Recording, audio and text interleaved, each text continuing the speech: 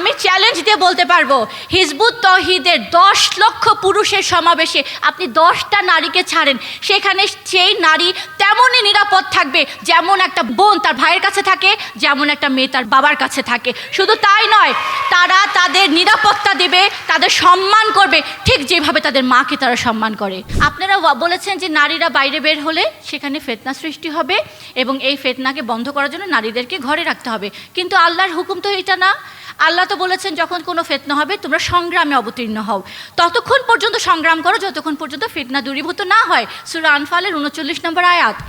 আউযু বিল্লাহি মিনাশ শাইতানির রাজিম, বিসমিল্লাহির রহমানির রহিম। প্রশংসা জ্ঞাপন করছি আল্লাহর দরবারে, যিনি আমাদেরকে আজকের মতন এত সুন্দর একটা অনুষ্ঠানে অংশগ্রহণ করার তৌফিক দান করেছেন, হেদায়া দান করেছেন। সালাম জানাচ্ছি, দুরূদ পেশ করছি রাসূল পাক সাল্লাল্লাহু আলাইহি সাল্লামের প্রতি। আজকের এই পবিত্র সম্মেলনের মঞ্চ থেকে আমি শ্রদ্ধা ভরে স্মরণ করছি, সালাম নিবেদন করছি হিজবুত তৌহিদের প্রতিষ্ঠাতা ইমামুজ্জামান জনাব মোহাম্মদ বায়েজিদ খান পানির প্রতি। উপস্থিত আছেন হিজবুত তৌহিদের প্রাণকেন্দ্র, আমাদের সকলের প্রাণের প্রিয় নেতা, আমাদের মাননীয় ইমাম, যিনি শুধু নারীদেরকে প্রকৃত মুক্তি দেওয়ার জন্য সকল অপবাদ মাথায় করে তিনি দুর্বার গতিতে এগিয়ে যাচ্ছেন এবং আমাদেরকে সাহস, উদ্দীপনা, প্রেরণা দিয়ে যাচ্ছেন। আমাদের মাঝে আছেন আমাদের সম্মানিত হিজবুত তৌহিদের সমন্বয়কারী বিভাগীয় আমির, আমাদের আম্মা, বিভিন্ন সম্পাদকগণ, নারী নেত্রীগণ এবং বোনেরা, সবার প্রতি আমার অসংখ্য মোবারকবাদ, সালামু আলাইকুম। আমি আমার বক্তব্য শুরু করার আগে একটা পরিসংখ্যান দিয়ে শুরু করতে চাই। গত 10 বছরের একটা পরিসংখ্যানে দেখা যাচ্ছে যে বাংলাদেশে ইতিমধ্যেই 40 লক্ষ মামলা পেন্ডিং আছে, সেখানে 2.5 লক্ষ মামলা শুধু শিশু ও নারী নির্যাতনের। মামলার পরিমাণ দিনে দিনে, বছরে বছরে বৃদ্ধি পাচ্ছে। 2018 সালের থেকে এখন পর্যন্ত এটা অনেক বেড়ে গেছে। শুধু 2022 সালে 9,500 নারীকে ধর্ষণ করা হয়েছে এবং তাদের মধ্যে 4,500 জনকে ধর্ষণের পরে হত্যা করা হয়েছে। এবং আমাদের মাননীয় ইমামের বক্তব্যের মাঝে আপনারা শুনেছেন গত সপ্তাহের যে একটা নেক্কারজনক ঘটনা ঘটেছে কুমিল্লায়, একটা ক্লাস 3 শিক্ষার্থীকে সেখানে ধর্ষণ করা হয় এবং তাকে বস্তায় ভরে তার লাশ উদ্ধার করে এবং এর বিবৃতি দিতে গিয়ে র্যাবের যে কমান্ডার তিনি একেবারে আবেগ আপ্লুত হয়ে তিনি কান্নায় ভেঙে পড়েন। নারীরা যখন বেশি খুন হচ্ছে তার 38% আমরা দেখেছি, পরিসংখ্যান বলছে যে তারা তাদের সঙ্গীর হাতেই তাদের জীবন যাচ্ছে। তো এই পরিস্থিতিটা কিন্তু খুবই বিপজ্জনক, খুবই আশঙ্কাজনক, খুবই ভয়াবহ একটা লক্ষণ আমরা দেখতে পাচ্ছি। বর্তমানে আমাদের বিশ্বে যে চলমান সংকট, জটিল অর্থনীতি ব্যবস্থা, হিসাব নিকাশ, রাজনীতির মারপ্যাচ এবং অস্থিরতা যেটা বিরাজ করছে বিশ্বময়, এই বিষয়গুলো কিন্তু নিয়ে আমাদের নারীরা তেমন কোনো বিচলিত নন। এটা তাদের আলোচনার বিষয়ও না, তারা এগুলো নিয়ে চিন্তাও করেন না। কিন্তু বিশ্ব পরিস্থিতি যেরকম টালমাটাল, যেরকম ভয়াবহতা ধারণ করছে, আমি মনে করি যে নারীদেরকে এখন সোচ্চার হতে হবে। নারীদেরকে সোচ্চার হতে হবে তাদের অধিকার সম্পর্কে, তাদের অস্তিত্ব নিয়ে টানাটানি পড়ে গেছে। হিজবুত তৌহিদের নারীদেরকে বিশেষ করে সোচ্চার হতে হবে, তাদের চিন্তা করতে হবে, তাদের এখন বিবেচনায় আনতে হবে তারা কি উদ্বাস্তু শিবিরে যাবে নাকি যাবে না, তারা কি তাদের ইজ্জত হারাবে নাকি তাদের সম্ভ্রমকে তারা সম্মানের সাথে কনজার্ভ করবে, তারা কি তাদের বাচ্চাদেরকে নিজের চোখের সামনে মরতে দেখবে এবং তাদেরকে কবরে দিবে নাকি তারা রুখে দাঁড়াবে। এই পরিস্থিতিগুলো নিয়ে আমাদের এখন চিন্তা করতে হবে, কারণ এগুলো এখন বাস্তব পরিস্থিতি, এগুলো এখন বাস্তব সমস্যা। আমরা শুধু অন্য নারীদের মতন পড়াশোনা করব, শিক্ষা অর্জন করব, চাকরি করব, ব্যবসা করব, বাচ্চা কাচ্চা হবে, বিয়ে শাদী হবে, একটা পরিণত বয়সে আমরা কবরে চলে যাব, এই জন্য আমরা পৃথিবীতে আসি নাই। কারণ আমরা আমাদের জীবনের লক্ষ্য বুঝেছি, আল্লাহ আমাদেরকে কেন সৃষ্টি করেছেন সেই আকিদা হিজবুত তৌহিদের প্রতিষ্ঠাতা ইমামুজ্জামানের মাধ্যমে আমরা জানতে পেরেছি। কাজেই অন্য নারীদের সাথে হিজবুত তৌহিদের নারীদেরকে এক কাতারে ফেলতে পারবেন না। আপনারা আমাকে বলতে পারেন যে আপা আমাদের দেশে তো যুদ্ধর কোনো পরিস্থিতি নাই, আপনি এসব নিয়ে চিন্তা করছেন কেন, এসব নিয়ে ভাবছেন কেন এবং আমাদেরকে আতঙ্কে ফেলছেন কেন? এটা বলছি কারণ বিশ্ব পরিস্থিতি খুবই খারাপ। মাত্র 50 বছরে 1.5 লক্ষ মুসলমানদেরকে ফিলিস্তিনে হত্যা করা হয়েছে এবং এর অধিকাংশই ছিল নারী এবং শিশু। কারণ আপনারা জানেন, যখন একটা যুদ্ধের পরিস্থিতি হয় সবচেয়ে বেশি আক্রান্ত হয় নারীরা এবং শিশুরা। কারণ তারা প্রকৃতিগতভাবে তারা দুর্বল, তারা এত কিছু টলারেট করতে পারে না। আজকে যখন ইসরায়েলে ফিলিস্তিনে হামলা করছে, 35,000 মুসলমানকে ইতিমধ্যেই মেরে ফেলেছে, হত্যা করেছে, তার 2/3 হচ্ছে নারী এবং শিশু।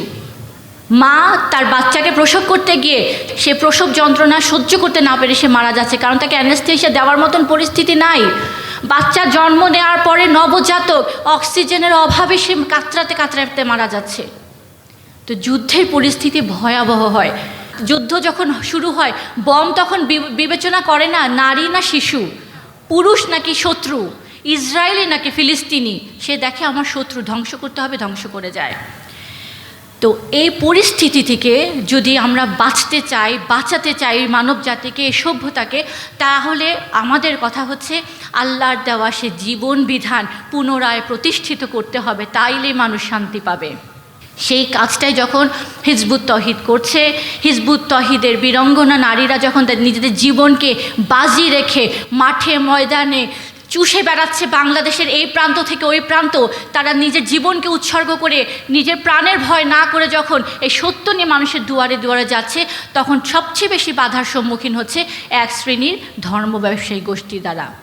যখন আপনারা এই কাজগুলো মাঠে ময়দানে করেন, তখন এই একটা শ্রেণী আপনাদেরকে উপেক্ষা করে বলে যে এরা হচ্ছে বেপর্দা নারী, যেটা আজকে আপনারা সবাই অনেকবারই শুনেছেন, বেপর্দা নারী, এরা ইসলামের কথা বলে, এরা ইসলামকে আসলে ধ্বংস করতে চায়, এরা খ্রিস্টান ইত্যাদি ইত্যাদি, এরা দায়ুস নারী, এদের কথা শুনো না। যারা এই অপবাদগুলো দিচ্ছে তারাই কিন্তু আবার ভোটের নামে, গণতন্ত্রের নামে এই নারীদেরকে ঘর থেকে বের করে ভোটের কেন্দ্রে নিয়ে ভোটের লাইনে দাঁড় করিয়ে ভোট দেওয়াচ্ছে। শুধু তাই নয়, তারা এই নারীদেরকে বাড়ি বাড়ি পাঠাচ্ছে, বিভিন্ন ঘরে ঘরে পাঠাচ্ছে, যা ওইখান থেকে ভোট নিয়ে আসো। তাহলে আমি আপনাদেরকে বলতে চাই যে আপনারা কথায় কথায় পদে পদে সুযোগ পেলে হিজবুত তৌহিদের নারীদেরকে দায়ুস নারী, অপয়া নারী, বেহায়া নারী, বেপর্দা নারী ইত্যাদি ইত্যাদি করে আখ্যায়িত করছেন, কিন্তু আপনারা যেটা করছেন এটাই কি ইসলামের কাজ? এটা কি ইসলাম সমর্থন করে আপনারা যেটা করছেন? কিন্তু হিজবুত তৌহিদের নারীরা যেটা করছে সেটা পরিপূর্ণরূপে আল্লাহর দ্বীনের জন্য করছে, এবং দ্বীন যেভাবে রাসূল প্রতিষ্ঠা করেছিলেন মানুষকে এই তৌহিদের আহ্বান করে, ঠিক হিজবুত তৌহিদের নারীরা আজকে পর্দার সাথে, শালীনতার সাথে আজকে তারা এটা করে যাচ্ছে। আমি আন্তর্জাতিক সম্প্রদায়ের দৃষ্টি আকর্ষণ করে বলতে চাই যে হিজবুত তৌহিদ আজকে একটি আক্রান্ত আন্দোলন, হিজবুত তৌহিদ একটি নিপীড়িত আন্দোলন।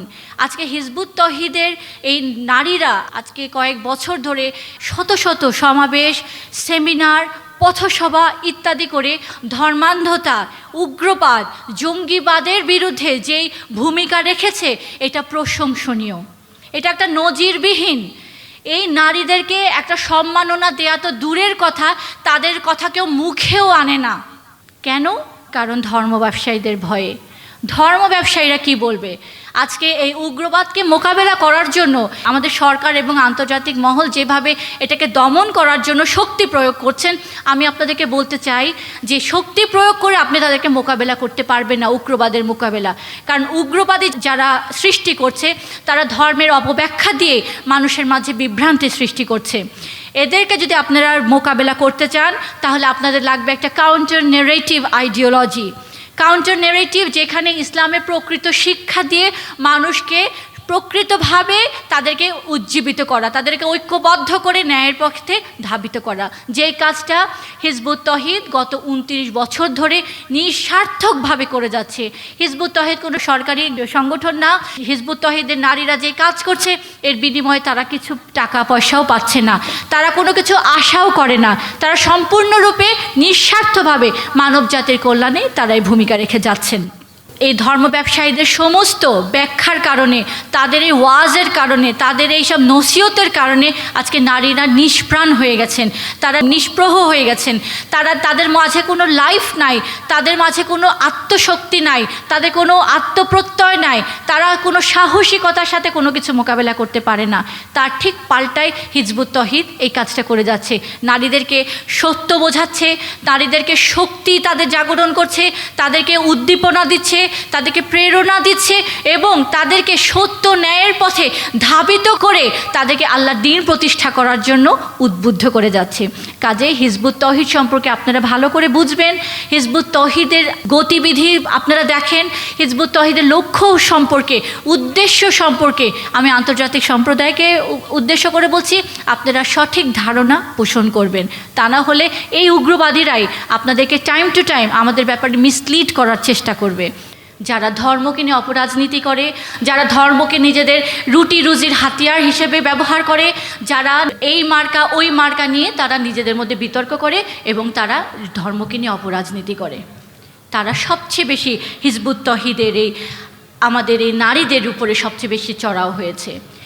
আমরা দেখতে পাই যারা আজকে বড় বড় ওয়াজ করছে, 2 দিন আগেও তারা ছিল এতিমখানার মৌলবী, আজকে তারা হেলিকপ্টারে করে এক জায়গা থেকে আরেক জায়গায় যে ওয়াজ করছে। যারা বাজারে বসে বসে গুড় বিক্রি করতো, আজকে তাদের শহরে 5 তলা বিল্ডিং দাঁড়িয়ে গেছে। এবং এই শ্রেণীটাই হিজবুত তৌহিদের বিরোধিতা করে, ইমামুজ্জামানকে নিয়ে আপত্তিকর সব কথাবার্তা বলে। তারা বলে যে ইমামুজ্জামান হিজবুত তৌহিদের প্রতিষ্ঠাতা ইমাম, তিনি খ্রিস্টান হয়ে গেছেন।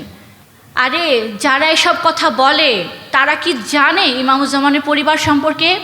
যেই পরিবারের উত্তরসূরি তিনি ছিলেন, 1500 মৌজা যার এই বাংলার মাটিতে আছে, লক্ষ লক্ষ জমি যেখানে সরকারকে দিয়েছেন, আজ পর্যন্ত কোনো টাকা নেননি, তাকে বলে খ্রিস্টান। যারা মানুষের বাসা থেকে খাবার আসে, টিফিন ক্যারিয়ারে বসে বসে খাবার আসে, সেই আশায় বসে থাকে, এতিমখানার দান ভিক্ষায় যারা বড় হয়ে আজকে মৌলবী টাইটেল নিয়েছে, তারা ইমামুজ্জামানের বিরুদ্ধে কথা বলে। তারা জানেও না যে আজকে যে বাংলাদেশের যে 10 টাকা নোটের মধ্যে যে মসজিদটা, আটিয়া মসজিদ, এই মসজিদটা ইমামুজ্জামানের পূর্বপুরুষের দ্বারা তৈরি করা মসজিদ। আমার পূর্বপুরুষ সঈদ খান পানি তিনি করেছিলেন। আজকে সেই মসজিদের ছবি স্বাভাবিকভাবেই 10 টাকার নোটে নাই, কারণ এটা তো একটা ধর্মীয় সেন্টিমেন্ট। যদি মসজিদের ছবি রাখা হয় তাহলে ধর্মীয় সেন্টিমেন্ট হয়ে যায়, এবং ধর্মীয় সেন্টিমেন্টকে খুব ট্যাক্টফুলি, তেহজিব তুমুদ্দুম যেটাকে বলা হয়, খুব ঐতিহ্য পরিকল্পিতভাবে, কৃষ্টি কালচারকে পরিকল্পিতভাবে সেটাকে সরিয়ে দেওয়া হয়েছে। ইমামুজ্জামানের পরিবার যারা কিনা ব্রিটিশদের বিরুদ্ধে ইসলামকে দাঁড় করানোর জন্য যারা যুদ্ধ করেছেন, যারা মোগলদের বিরুদ্ধে যুদ্ধ করেছেন, তাদেরকে বলে যে খ্রিস্টান। যখন এই উপমহাদেশে কোনো ইসলামের চর্চাও ছিল না, তখন ইমামুজ্জামানের পূর্বপুরুষ হাফেজ মেহমুদ আলী খান পান্নির তার নিজের প্রেস থেকে, মেহমুদিয়া যন্ত্র থেকে কোরআন শরীফের প্রথম অনুবাদ করা হয়। শুধু তাই নয়, এই পরিবার ইসলামের বিস্তৃতির জন্য, ইসলামের প্রসারের জন্য কি পরিমাণ ভূমিকা রেখেছেন সেটা তারা জানেও না, অথচ তারা অজ্ঞের মতো, গণ্ড ও মূর্খ অজ্ঞের মতো তারা মাননীয় ইমামুজ্জামানের বিরোধিতা করে যায়। আমি এই কথাগুলো বললাম কারণ এই শ্রেণীটাই বিশেষ করে আমাদের নারীদেরকে সবচেয়ে বেশি প্রতিবাদ করে, তাদের ব্যাপারে জঘন্য জঘন্য সব কথা বলে। আজকের এই সমাবেশ প্রতিবাদমূলক সমাবেশ। গত ঈদে আপনারা যখন মানুষের দুয়ারে দুয়ারে তৌহিদের বালাগ নিয়ে যখন গেলেন, আপনাদের উপর যে হেনস্থা করা হয়েছে, আপনাদের শ্লীলতা হানির যে চেষ্টা করা হয়েছে, আপনাদের গায়ে যখন হাত তোলার চেষ্টা করা হয়েছে, আপনাদেরকে রাস্তাঘাটে অপমান করার চেষ্টা করা হয়েছে, সেইটার প্রতিবাদে আজকে আমরা এই সমাবেশ ডেকেছি। এই সমাবেশ আমাদের প্রতিবাদী সমাবেশ। যারা হিজবুত তৌহিদ সম্পর্কে জানেন তারা সবাই জানেন যে হিজবুত তৌহিদের নারীরা আমার নেতৃত্বে চলেন। এই গত ঈদের কথা যদি আমি শুধু বলতে চাই, ঢাকাতে, আশুলিয়ায়, কুমিল্লায়, জয়পুরহাটে, নীলফামারীতে এবং অনেক অনেক জায়গায় আমার এই বোনদের, আমার এই কর্মীদের, আমার এই মেয়েদের উপরে শ্লীলতাহানির চেষ্টা করা হয়েছে, তাদের পত্রিকা ছিনিয়ে নেওয়া হয়েছে, তাদের গায়ে হাত তোলার চেষ্টা করা হয়েছে, কিন্তু আমরাও সেখানে তাদেরকে ঝেড়ে দেইনি। আমরা যখন আইনের আশ্রয় নিয়েছি, আমরা যখন মামলা করেছি, এই লোকগুলোই, এই ধর্ম ব্যবসায়ী গোষ্ঠী যারা সেখানে ইবলিসের মতন আপনাদেরকে তাড়া করেছিল, তারাই এসে আপনাদের কাছে মাফ চেয়েছে। তারা করজোড়ে মাফ চেয়েছে। শুধু তাই নয়, আমার এই মেয়েদের পায়ে পর্যন্ত পড়ে তারা মাফ চেয়েছে। এবং সবশেষে পেন্টাগনে যখন আমেরিকার প্রেসিডেন্ট দাঁড়িয়ে বলেছিলেন ইট ওয়াজ আওয়ার মিস্টেক, ইরাককে ধ্বংস করে দেওয়ার পরে বলে we didn't know, it was our mistake, it was a false information. Exactly so. এই ধর্ম ব্যবসায়ী গোষ্ঠী এই কথাই বলে, আমরা তো জানতাম না। হিজবুত তহিদ এত বড় কাজ করে, এই বোনগুলো আমার মা, এরা আমার বোন, এরা আমার বোনের মতন, মায়ের মতন, ঠিক একই রকম চরিত্র তাদের। 12টা বাজিয়ে তখন এই কথা বলে। কিন্তু আজকে এই সমাবেশ থেকে আমি যেটা বলতে চাই যে সম্মানিত আলেমগণ, আমি আপনাদেরকে শ্রদ্ধার সাথে বলতে চাই, আমরা আপনাদেরকে সম্মান করি। আপনারা ইসলামের কথা বলে যদি বলেন, অবশ্যই আমরা সম্মান করি। আমি আমার জীবনে আমি দেখেছি আমার বাবাকে, আমার পরম শ্রদ্ধেয় পিতা ইমামুজ্জামানকে দেখেছি যে উনার বাসায় যখন কোনো আলেম আসতেন তিনি কি পরিমাণ তাকে আপ্যায়ন করতেন। আলেমদের আপ্যায়ন করতে বাবা কখনো কৃপণতা করেননি। শুধু তাই নয়, যখন তারা চলে যেতেন, দাওয়াত খেয়ে যখন চলে যেতেন, বাবা নিজে দরজা পর্যন্ত এগিয়ে দিয়ে যেতেন। আজকে বাবা নেই, বাবা ইন্তেকাল করেছেন। আমি দেখেছি আমার শ্বশুর মাননীয় ইমামের বাবা, তিনি আলেমদের সম্পর্কে ব্যাপারে খুব বেশি সেন্সিটিভ। তিনি যখন জানেন যে ওনার বাসায় একজন আলেম এসেছেন, তিনি নিজে স্পেশালি তাদের খাতির করেন, তাদের খেদমত করেন, তাদের খাবার দাবারগুলো দেখেন। তাহলে আমরা তো আপনাদেরকে সম্মান দেওয়ার ব্যাপারে কোনো কৃপণতা করি নাই। আমরা আপনাদেরকে শ্রদ্ধা করার ব্যাপারে কখনো আমরা কোনো বেয়াদবি দেখাই নাই। আমরা আপনাদেরকে যথাযথ সম্মান দিয়েছি। কিন্তু আপনারা কি করলেন? আপনারা যখন পারেন, যেখানে পারেন, আমাদের এই বোনদের উপরে একটা হামলার চেষ্টা করেন। আমাদের মাননীয় ইমামকে যখনই আপনারা সোশ্যাল মিডিয়াতে ওনার কোনো বক্তব্য যায়, সেখানে আপনারা অশ্রাব্য, অসভ্য, নির্লজ্জের মতো নোংরা নোংরা সব গালি দিয়ে আমাদের মাননীয় ইমামের পেজগুলোকে আপনারা ভরিয়ে ফেলেন। এটা তো কোনো ইসলামের শিক্ষা হতে পারেনি। কারণ আমরা ইসলাম শিখেছি আমার বাবার কাছ থেকে। রাসূল পাক সাল্লাল্লাহু আলাইহি সাল্লাম যে ইসলামটা দিয়ে গিয়েছিলেন, যেটা হারিয়ে গিয়েছিল, সেটা আমরা পুনরায় শিখেছি আমাদের ইমামুজ্জামানের কাছ থেকে। আমরা আমাদের মাননীয় ইমামকে কখনো দেখিনি আমাদেরকে বলেছেন তোমাদেরকে গালি দিয়েছে, তোমরা একটা পাল্টা গালি দাও। আপনারা কখনো শুনেছেন? আমাদের মাননীয় ইমামের শিক্ষা এটা না, কারণ এটা ইসলামের শিক্ষা নয়। কিন্তু আপনারা ইসলামের লেবাস ধারণ করে, যদিও সেটা ইসলামের লেবাস নয়, আপনারা ইসলামের কাণ্ডারি হিসেবে আপনারা এবং আপনার অনুসারীরা যারা আপনাদেরকে সম্মান করে, যারা আপনাদেরকে অন্ধভক্ত, যারা আপনাদের, তারা এসে আমাদের এই নারীদেরকে যখন বাজে বাজে মন্তব্য করে, সোশ্যাল মিডিয়াতে তাদেরকে অশ্রাব্য, অসভ্য ভাষায় গালিগালাজ করে, সেটাই প্রমাণ করে যে আপনারা যে ইসলাম নিয়ে দাঁড়িয়েছেন সেটা আল্লাহ রসুলের প্রকৃত ইসলাম না। ফতোয়াবাজির বিরুদ্ধে লড়তে হবে একসাথে। নারীর উপর হামলা কেন? প্রধানমন্ত্রী জবাব চাই। আমরা ইসলাম শিখেছি রাসূল পাক সাল্লাল্লাহু আলাইহি সাল্লামের কাছ থেকে। আমরা সেই ইসলামটাকে পুনরায় আমাদেরকে শিখিয়েছেন আমাদের মহামান্য ইমামুজ্জামান। আমরা কি বলেছি? আমরা বলেছি যে ইসলামই পারে মানুষকে একমাত্র শান্তি দিতে। পৃথিবীতে বিরাজমান অশান্তির অবসান ঘটাতে হলে আল্লাহর দেওয়া সে দিনকে প্রতিষ্ঠা করতে হবে। এই কাজটা করতে গিয়ে যখন আমাদের বোনেরা পত্রিকা নিয়ে বাইরে যায়, তারা তো কোনো অন্যায় করছে না। এটা তো তাদের সাংবিধানিক অধিকার। তাদের এটা ডেমোক্রেটিক রাইট বলতে পারেন, এটা সাংবিধানিক অধিকার তাদের বলতে পারেন, এটা তাদের মানবাধিকারও বলতে পারেন, এটা আপনি তাদের ধর্মীয় অধিকারও বলতে পারেন। কিন্তু যদি কখনো দেখেন যে আমাদের হিজবুত তহিদের কোনো নারী উগ্রবাদী কোনো কার্যকলাপের সাথে জড়িত আছে, তারা যদি কোনো জঙ্গিবাদী কার্যক্রম করছে, তখন আপনারা আইনের কাছে যান, আপনারা প্রশাসনের কাছে যান, দৃষ্টি আকর্ষণ করেন, দেখেন আপনারা কোনো সম্পৃক্ততা পান কি না। সেটা না করে আপনারা খামাখাই আপনারা এসব নোংরামি করে যাচ্ছেন।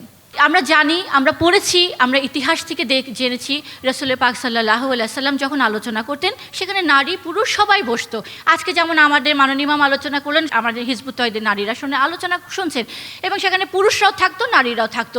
রাসূলের সমস্ত দিক নির্দেশনা পেয়ে, রাসূলের আলোচনা শুনে, রাসূলের খুতবা শুনে, ওয়াজ শুনে, যেটাই বলেন না কেন, তারা উদ্বুদ্ধ হতো, তারা উজ্জীবিত হতেন, এবং তখন তারা সেই ভাষণ, সেই বক্তব্য, সেই দিক নির্দেশনাকে মানুষের জীবনে প্রতিষ্ঠা করার জন্য তারা মাঠে ময়দানে বেরিয়ে পড়তেন নিজেদের জীবন সম্পদ উৎসর্গ করতে। আজকে হিজবুত তৌহিদের নারীরা ঠিক তাই করছে, পুরুষের পাশাপাশি এই দায়িত্ব তারাও কাঁধে তুলে নিয়েছে। কিন্তু রসুল পাক সাল্লাল্লাহু আলাইহি ওয়াসাল্লামের বৈঠকে বলেন, এই আলোচনা সভায় কখনো নারী পুরুষের মাঝে কখনো কোনো পর্দা ছিল না। যদি আপনারা আমাদেরকে একটা উদাহরণ, একটা ঘটনা যদি রসুলের জীবন থেকে নিয়ে দেখাতে পারেন যে পর্দা ছিল, আমরা 100 বার সরি বলবো, কিন্তু সেটা আপনারা করতে পারবেন না, কারণ ওটা সত্য না। রসুল পাকের জীবনে কখনো তিনি নারী পুরুষের মাঝে এরকম কোনো বৈষম্য করেননি। এখন আপনারা যখন ওয়াজ করেন, আপনারা যাদের সামনে ওয়াজ করেন তারা কিন্তু মোমেন না, তারা কোরআনের হুকুম মানে না, তাদের আত্মা পবিত্র না। আপনারা বলেছেন যে নারীরা বাইরে বের হলে সেখানে ফিতনা সৃষ্টি হবে এবং এই ফিতনাকে বন্ধ করার জন্য নারীদেরকে ঘরে রাখতে হবে, কিন্তু আল্লাহর হুকুম তো এটা না। আল্লাহ তো বলেছেন যখন কোনো ফিতনা হবে তোমরা সংগ্রামে অবতীর্ণ হও, ততক্ষণ পর্যন্ত সংগ্রাম করো যতক্ষণ পর্যন্ত ফিতনা দূরীভূত না হয়। সূরা আনফালের 39 নম্বর আয়াত। তো সেখানে আপনারা ঠিক বিপরীতটা করলেন, আপনারা ফিতনাকে বন্ধ করার জন্য নারীদেরকে একেবারে বাক্সবন্দি করলেন। কারণ আপনারা ওয়াজে নারীদেরকে যেতে দেন না। কেন দেন না? কারণ যাদের সামনে ওয়াজ করেন তাদের আত্মা পবিত্র না, তারা মোমেন না, তারা কোরআনের হুকুম মানে না। সেখানে যদি আপনি 10টা নারীকেও ছেড়ে দেন, তারা তাদের ইজ্জত নিয়ে ফিরে আসতে পারবে না। ইজ্জত তো দূরের কথা, তাদের গায়ের মাংস পর্যন্ত নিয়ে আসতে পারবে না, আমি এটা আপনাকে বলতে পারলাম। কিন্তু আমি চ্যালেঞ্জ দিয়ে বলতে পারবো, হিজবুত তৌহিদের 10 লক্ষ পুরুষের সমাবেশে আপনি 10টা নারীকে ছাড়েন, সেখানে সেই নারী তেমনই নিরাপদ থাকবে যেমন একটা বোন তার ভাইয়ের কাছে থাকে, যেমন একটা মেয়ে তার বাবার কাছে থাকে। শুধু তাই নয়, তারা তাদের নিরাপত্তা দেবে, তাদের সম্মান করবে ঠিক যেভাবে তাদের মাকে তারা সম্মান করে। আজকে আমাদের নোয়াখালীতে আপনারা নিশ্চয় জানেন, সেখানে অনেক উন্নয়নের কাজ মাননীয় হাতে নিয়েছেন। সেখানে আমাদের নারীরা ফ্যাক্টরিতে কাজ করছে, তারা স্কুলে পড়ালেখা করাচ্ছে, তারা ব্যাগ ফ্যাক্টরিতে কাজ করছে, তারা সর্ব অঙ্গনে কাজ করছে। শুধু তাই নয়, যখন জুম্মার সালা হয় এক এক সময় পুরুষের থেকে নারীর অংশগ্রহণ বেশি হয় এবং যারা এলাকায় আছে সব নারীরাই সেখানে জুম্মা করতে আসেন। তাদেরকে জিজ্ঞেস করে দেখবেন তো, আমাদের কথা না নিলেন আপনারা র্যান্ডমলি সেখানে যে জিজ্ঞেস করেন, এই শত শত হাজার হাজার নারী যখন এই জুম্মায় আসে খুতবা শুনে, একটা ওড়না টানাটানির ঘটনা হয়েছে কিনা সেটা আপনারা আপনাদেরকে জানাবেন। আপনি চ্যালেঞ্জ দিয়ে বলবো, সেখানে আমাদের মেয়েরা তেমনই নিরাপদ যেরকম একটা ডিমের কুসুম নিরাপদ থাকে তার শেলের ভিতরে, সেইভাবে আমাদের নারীরা নিরাপদ। আমাদের নারীরা সব কিছুতে অংশগ্রহণ করছে। আমাদের মসজিদের পরিষ্কার পরিচ্ছন্নতার কাজও পর্যন্ত আমাদের নারীরা করছে, ঠিক যেমন রাসূলুল্লাহর সময় করেছে। কারণ আমরা প্রকৃত ইসলাম শিখেছি, আমরা আল্লাহর রসুলের রেখে যাওয়া সেই আদর্শ প্রতিষ্ঠা করার জন্যই আমরা ঐক্যবদ্ধ হয়ে, উদ্বুদ্ধ হয়ে, উজ্জীবিত হয়ে আল্লাহর রাস্তায় জীবন সম্পদ কোরবান করার জন্য সবাই সিদ্ধান্ত নিয়েছি। আজকে এই সমাবেশ থেকে, নারী সমাবেশ থেকে আমি সরকারের এবং আন্তর্জাতিক মহলের দৃষ্টি আকর্ষণ করে বলতে চাই, হিজবুত তৌহিদ একটি মুজলুম সংগঠন। হিজবুত তৌহিদ আজকে একটি নিপীড়িত, একটি নির্যাতিত সংগঠনের নাম। এই হিজবুত তৌহিদের উপরে যেই রকমের অত্যাচার চলছে, গত 29 বছরে একটা আইনও যেই সংগঠন ভঙ্গ করেনি, আজকে সেই সংগঠনের উপরে চড়াও হচ্ছে কারা? এই ধর্ম ব্যবসায়ীরা। এই ধর্ম ব্যবসায়ীরা, কারণ তারা চায় না প্রকৃত ইসলাম আবার উদ্ভাসিত হোক।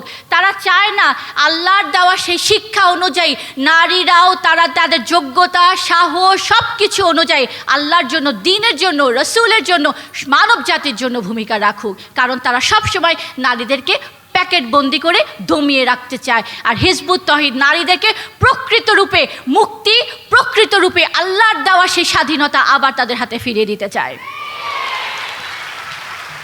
আমাদের নারীদের উপর যেইভাবে শ্লীলতাহানির চেষ্টা করা হচ্ছে, যেভাবে তাদেরকে অপমান করার চেষ্টা করা হচ্ছে, আমি সরকারের কাছে বিনীতভাবে অনুরোধ জানাচ্ছি, আমি প্রধানমন্ত্রীর দৃষ্টি আকর্ষণ করে বলতে চাই, প্রধানমন্ত্রী, আজকে হিজবুত তৌহিদের নারীরা যেভাবে আপনার এই দেশের জন্য, যেই দেশে আমাদের জন্ম হয়েছে, এই জন্মভূমির জন্য তারা যেভাবে জীবন দিয়ে কাজ করে যাচ্ছে, আজকে তাদের সেফটি সিকিউরিটি দেখা এই গভর্নমেন্টের অবশ্যই অবশ্যই কর্তব্য।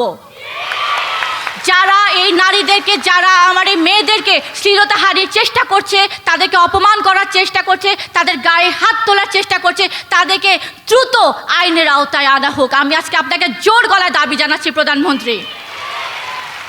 আমরা আল্লাহর জন্য কাজ করব, আমরা রাসূলের জন্য কাজ করব, আমরা কোনো বিনিময় চাই না। বলতে পারে মানুষ যে তোমাদের স্বার্থ কি? আমাদের স্বার্থ হচ্ছে আমরা আল্লাহর সাথে যে ওয়াদা করেছি সেই ওয়াদা পূরণ করব। আমার জীবন যায় যাবে, আমার জীবন থাকবে, বাঁচলেও আমি সাকসেসফুল, আমি শহীদ হইলেও আমি সাকসেসফুল। এই জন্যই আল্লাহ বলেছেন শহীদদেরকে তোমরা মৃত বলো না, শহীদরা জীবিত।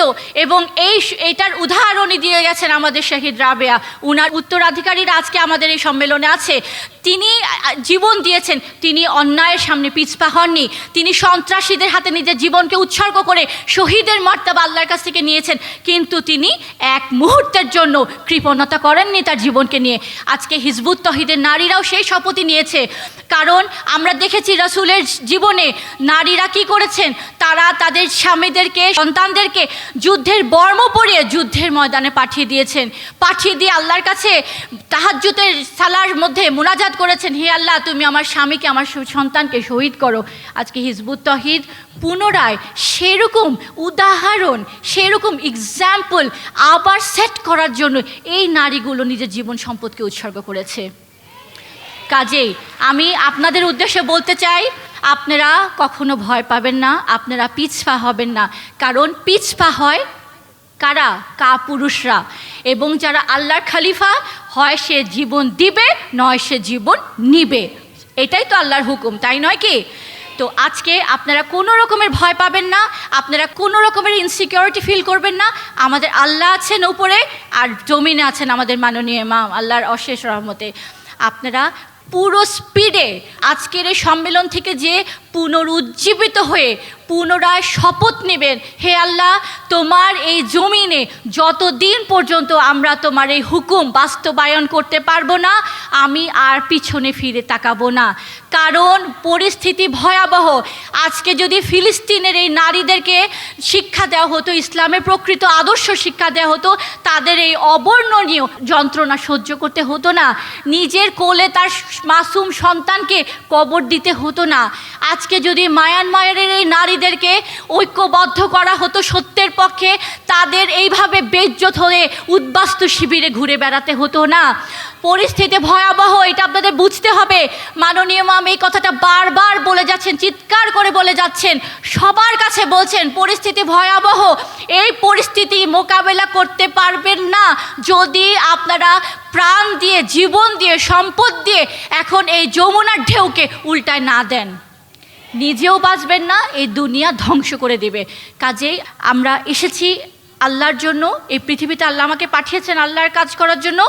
আমি যতদিন বাঁচবো আল্লাহর এই কাজ করে যাব।